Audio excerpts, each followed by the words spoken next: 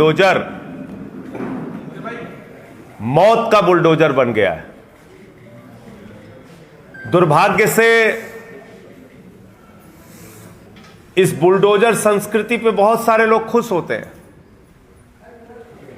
जब बुलडोजर किसी पे चलता है तो जश्न मनाया जाता है। मुझे याद है 2022 के चुनाव में बाकायदा योगी आदित्यनाथ जी को बाबा बुलडोजर कहा जा रहा था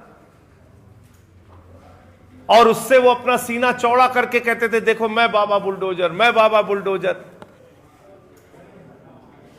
मैं ये कहना चाहता हूं, आदित्यनाथ जी का ये बुलडोजर उत्तर प्रदेश में मौत का बुलडोजर बन गया है और कानपुर देहात में जो घटना हुई, उस घटना की कल्पना आप हिंदुस्तान में नहीं कर सकते। वो घटना तालिबान में तो संभव है, हिंदुस्तान में संभव नहीं।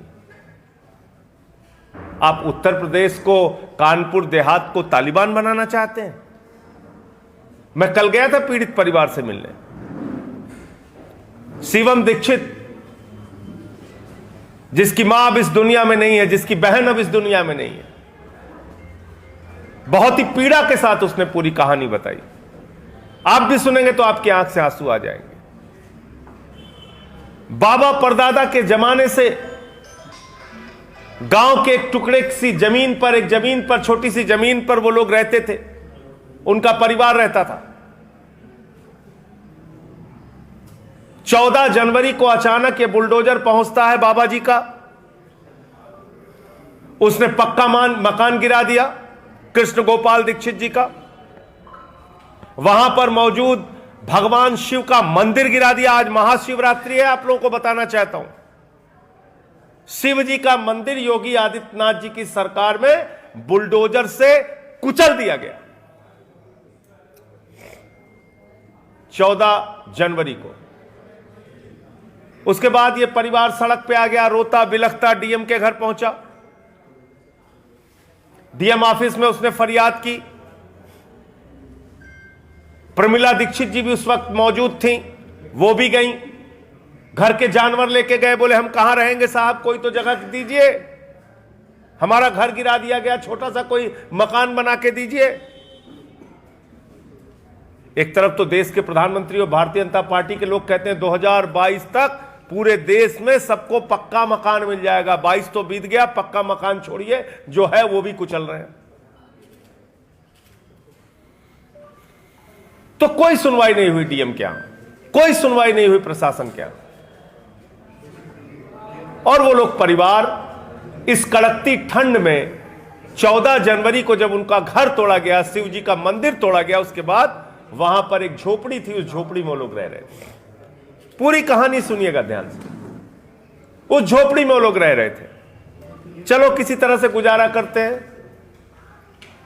वो शिवम दीक्षित का छोटा सा बच्चा भी था, उसी में रह रहे थे।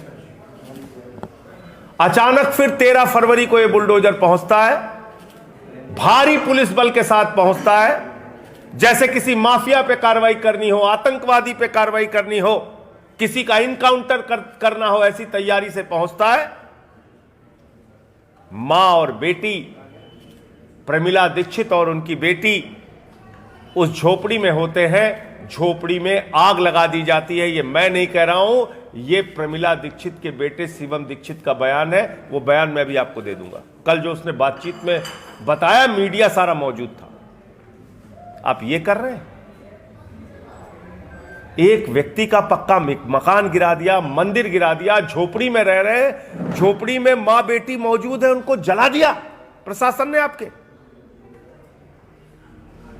तो ये आत्महत्या नहीं है, बल्कि योगी सरकार के प्रशासन के द्वारा की गई हत्या है, जिसमें दीक्षित परिवार की एक मां, एक बेटी को जलाकर मार दिया गया।